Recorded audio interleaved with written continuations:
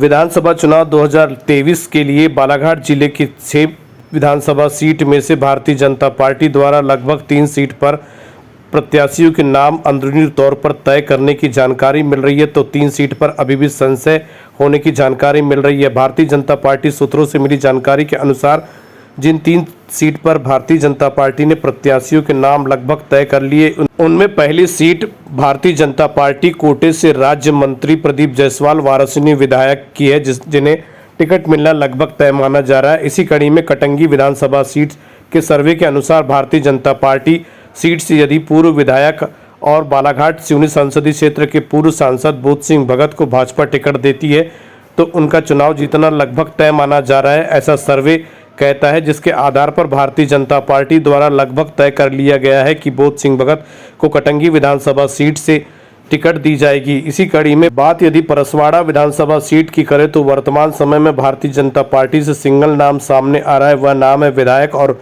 Bharatiya Janata party शासन में राज्य मंत्री जल संसाधन आयुष रामकिशोर नानू कावरे का। यदि बैहर विधानसभा सीट की बात की जाए तो भारतीय जनता पार्टी सूत्रों से मिल रही जानकारी के अनुसार अनुमान यही लगाया जा रहा है कि इस बार भारतीय जनता पार्टी कुछ नया करने जा रही है। वह गोंडवाना गणतंत्र पार्टी से टेकअप करके बैहर विधानसभा सीट पर प्रत्याशी खड़ा करेगी। इस दौरान वह शायद पूर्व विधायक भगत नेताम के नाम को सामने न लाकर किसी और के नाम को भी सामने ला सकती है, क्योंकि पिछले 2 विधानसभा चुनाव के परिणाम को देखते हुए शायद पार्टी इस बार कुछ परिवर्तन करेगी और शायद किसी नए नाम पर विचार करने के बाद उस नाम की घोषणा कर सकती है। इस बात से इनकार नहीं किया जा सकता। यदि बात लांजी विधानसभा की करें तो यहाँ भी हालात कुछ इसी तरह से हैं। पिछले 2 विधानसभा चुनाव में लांजी विधानसभा सीट पर कांग्रेस प्रत्याशी और वर्तमान विधायक हीना कावरे बड़े अंतर से जीतती आई है। भारतीय जनता पार्टी प्रत्याशी बदलने पर विश्वास कर सकती है। हालांकि इस विषय पर कोई भी खुलकर कुछ नहीं कहता, लेकिन हमें जिन 2 नामों की जानकारी मिल रही है उनको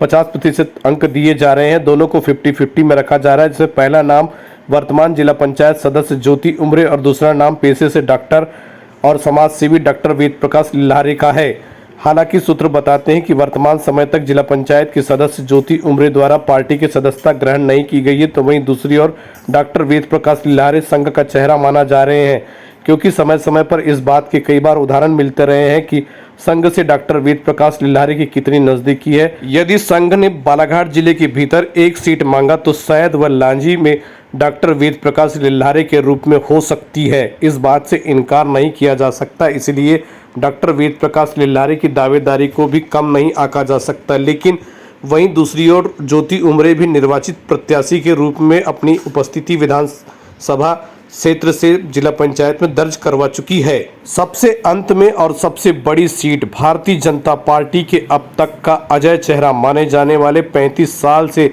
बालाघाट विधानसभा सीट पर राज करने वाले 2 बार के कैबिनेट मंत्री, वर्तमान राज्य मंत्री और बालाघाट विधायक गौरीशंकर बिसेन, जिन्होंने चुनाव नहीं लड़ने की घोषणा कर दी है। ऐसे में बहुत सारी चर्चाएं चल रही है। हालांकि विधायक गौरीशंकर बिसेन की पुत्री मौसम हरिनखेड़े इस दौड़ में सबसे आगे है।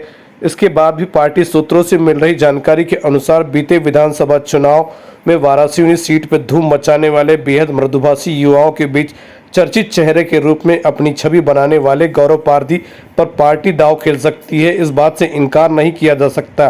पार्टी सूत्र बताते हैं कि गौरव पारधी बालाघाट विधानसभा सीट के लिए बेहद नया और स्वच्छ चेहरा हो सकते हैं, जिसके लिए पार्टी विचार कर रही है। हालांकि यह सब कुछ आने वाला समय बताएगा, लेकिन वर्तमान समय में चर्चा यही है कि बालाघाट जिले की 3 विधानसभा सीट पर भारतीय जनता पार्टी लगभग प्रत्याशी तय कर चुकी है। वहीं 3 विधानसभा सीट पर अब भी संशय की स्थिति है। कब नाम बदल जाए इस बात से इनकार नहीं किया जा सकता। यदि खबर पसंद आए तो उसे लाइक और शेयर करें और बालाघाट जिले की राजनीति सहित हर तरह की अपडेट खबरों के लिए चैनल को सब्सक्राइब करें और बने रहे हमारे साथ पूरी तरह से अपडेट।